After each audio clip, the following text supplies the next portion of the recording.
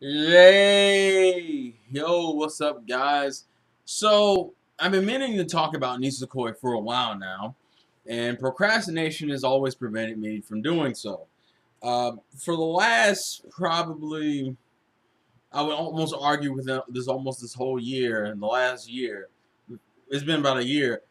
It seems like Nisekoi has been wrapping things up slowly. And the way Nisekoi rap, and it was something I said in my anime review for Nisekoi's anime, which applied to the manga as well, that the only way you'd be able to, the only way that Raku would get any development in the series is if the series was about to end, which is essentially what's been going on.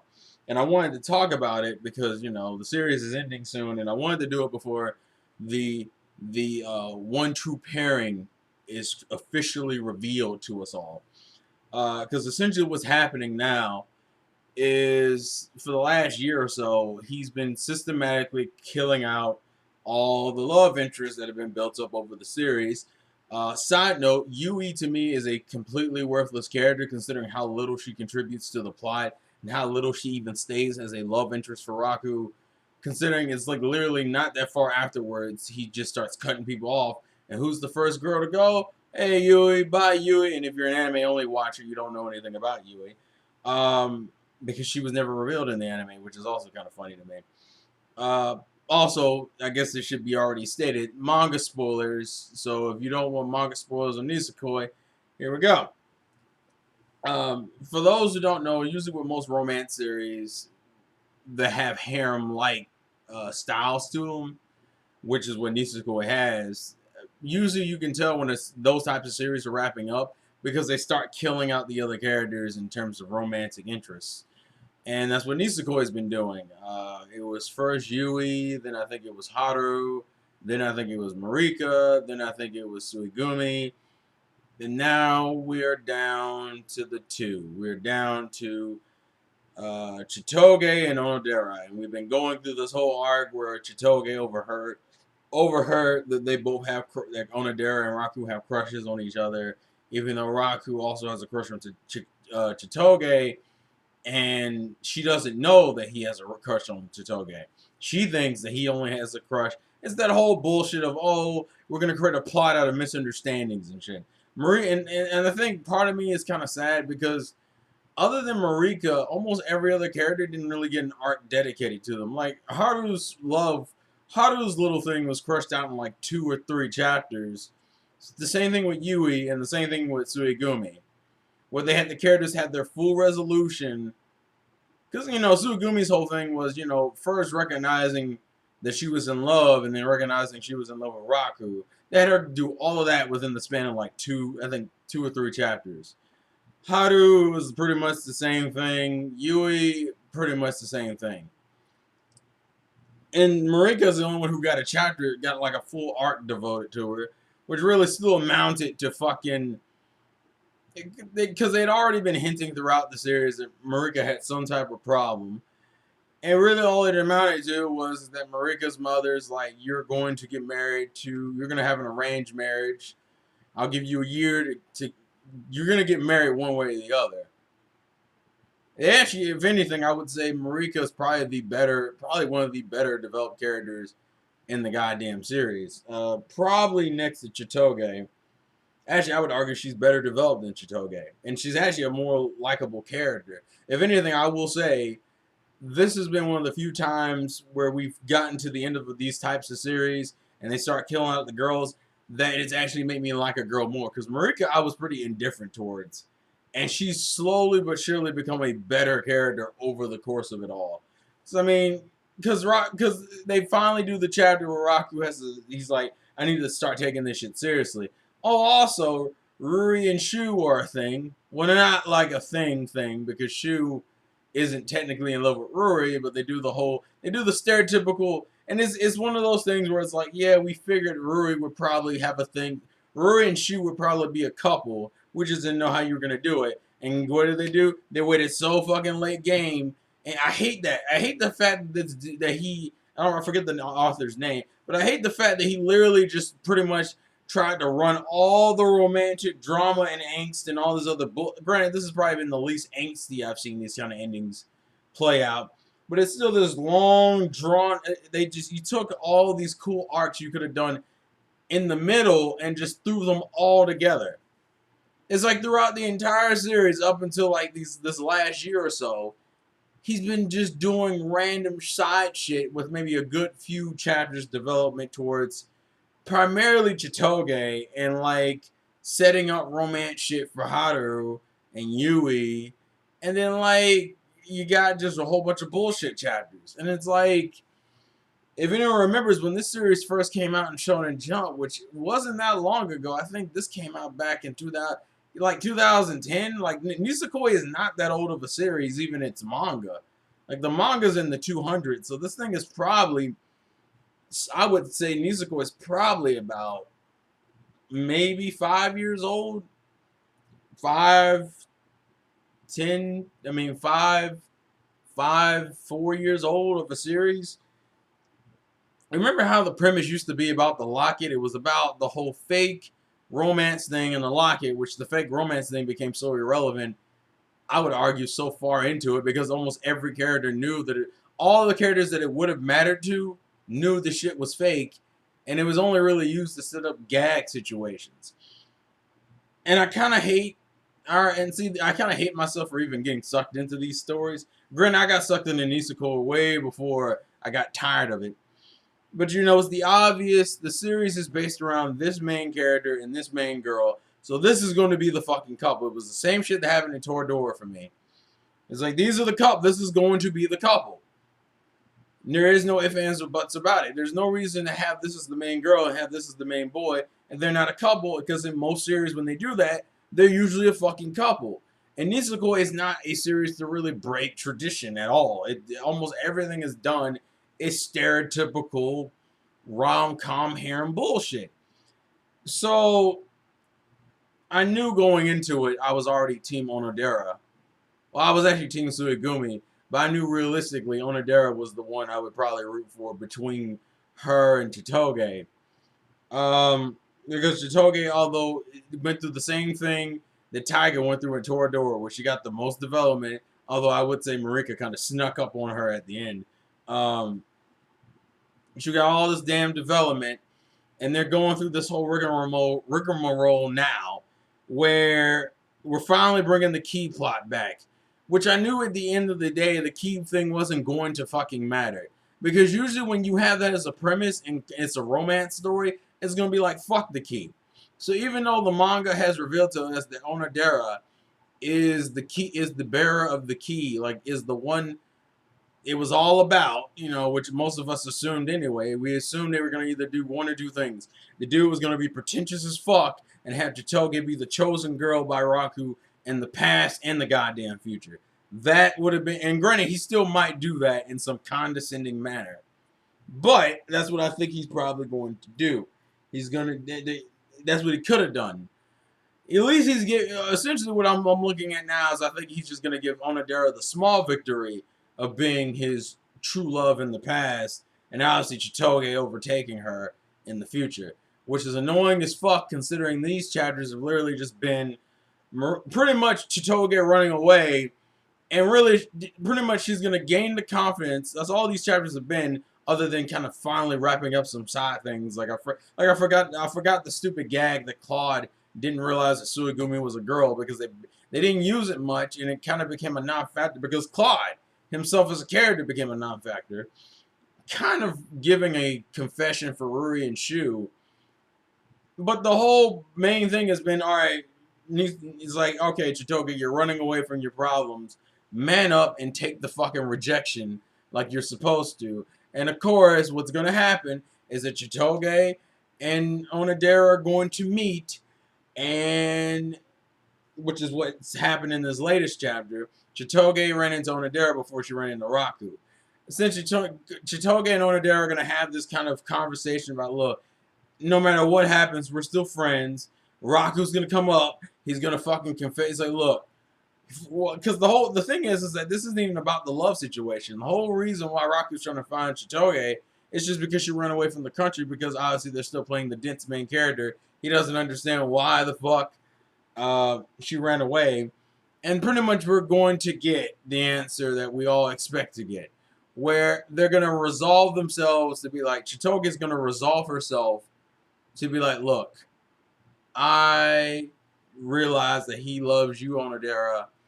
I'm going to step down, but I want us to still be friends. And then Raku will come in and be like, Chitoge, I love you. AKA, Onodera, you are not my waifu anymore. It's going to be that. That's literally how it's going to go.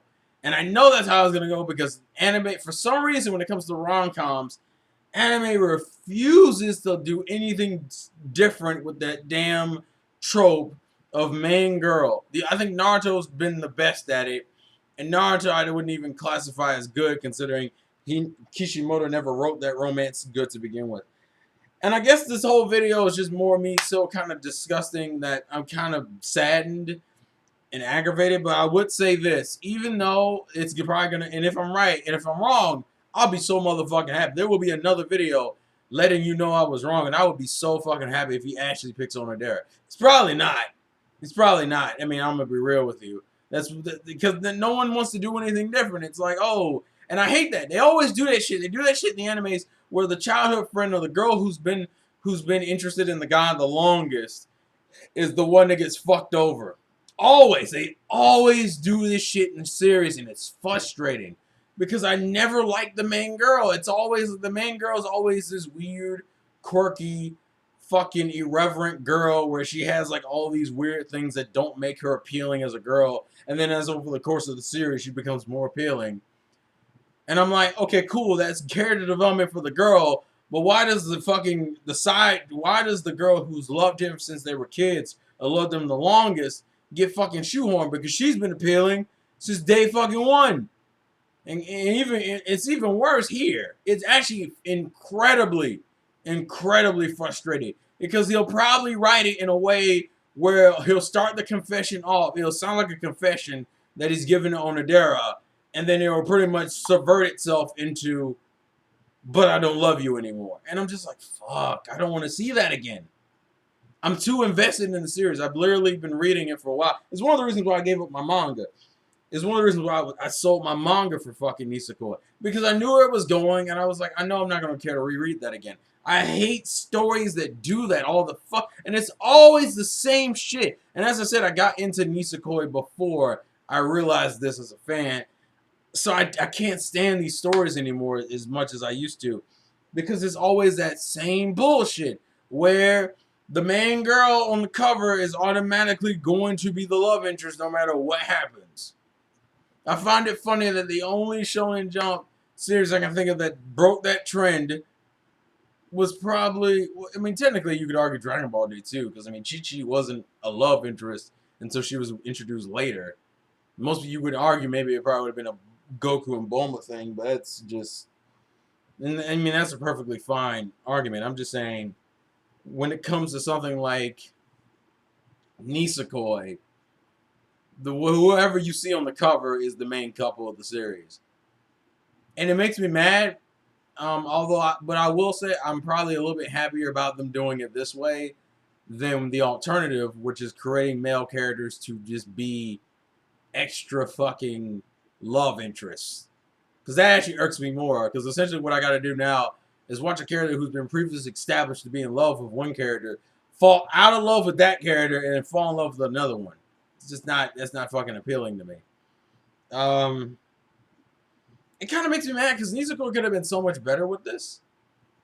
Like, they could have spent more time developing arcs for each character instead of what they did, which is just give one-off chapters to each one of these characters. And to me, the only ones that really got fully developed in some way, shape, or form, I would argue, is just Marika and Chitoge. Because I don't count Raku having development, because Raku only got the development he needed to finish the series, which is to stop being indecisive and make a decision. I did like the aspects they took with Shuri and Ruri. No, with Shu and Ruri, that's what I meant to say.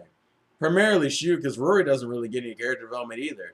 Really, all they do is that Shu, I wouldn't even argue gets character development, but it kind of, you get insight to his character through the conversation he has with Rory when they do the Rory and Shu chapter with the little girl that they're trying to find. I like that chapter because it gives a lot of light on Shu as a character. That just pisses me off that you waited this late game to do. It literally seemed like he was just having fun with everything. He was just doing what he was always doing, giving some development chapters for probably for Chitoge and Onodera, doing a lot of gag / romantic chapters for Suigumi, Haru, fucking Marika, fucking Yui and shit. And it's just like, and you know what the sad thing is? It's like I would have enjoyed.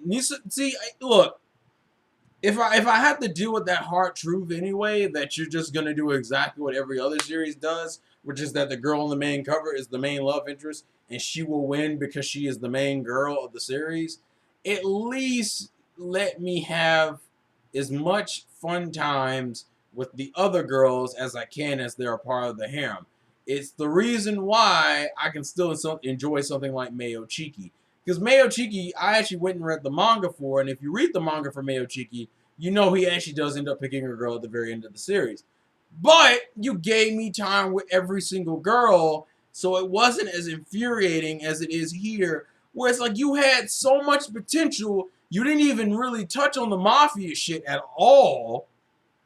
And you, like, there was, actually, I don't even understand the point of the mafia shit other than to set up dumb side gags that never really went anywhere. Because there is so much fucking potential in all these girls. You could have did so much with Suigumi. You could have did so much with fucking Yui.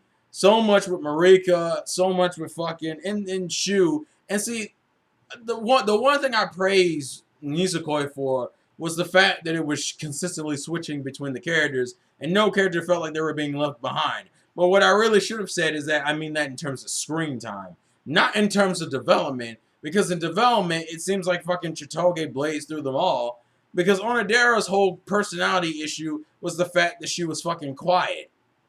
Which there's not really, I mean, she became more aggressive, but there's not too much you can really do to progress that character.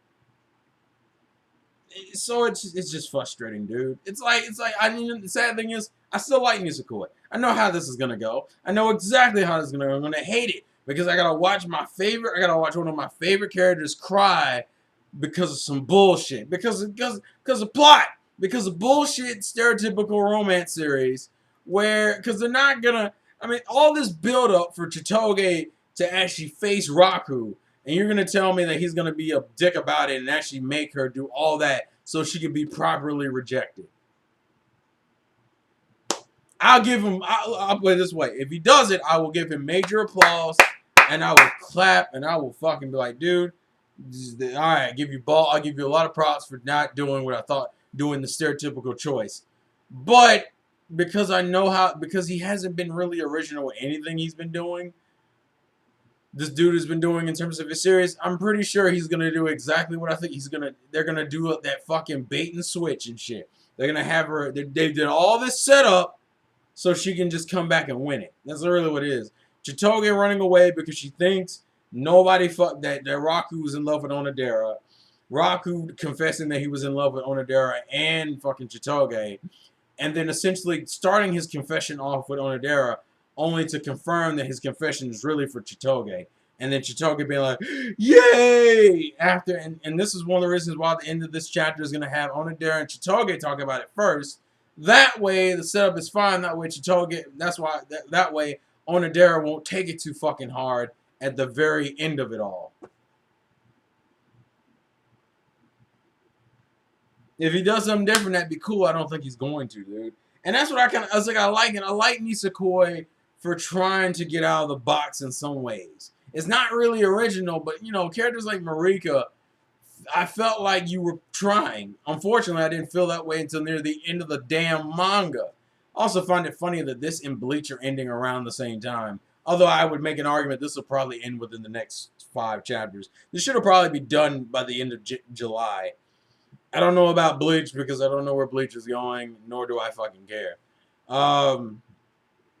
It's kind of a mini rant on Nisekoi, but realistically, part of me is just fucking sad. Part of me is sad Because the series had a lot more potential. You created characters that could have worked. It feels like a show that had a lot more potential and did so little with it that it's just kind of depressing.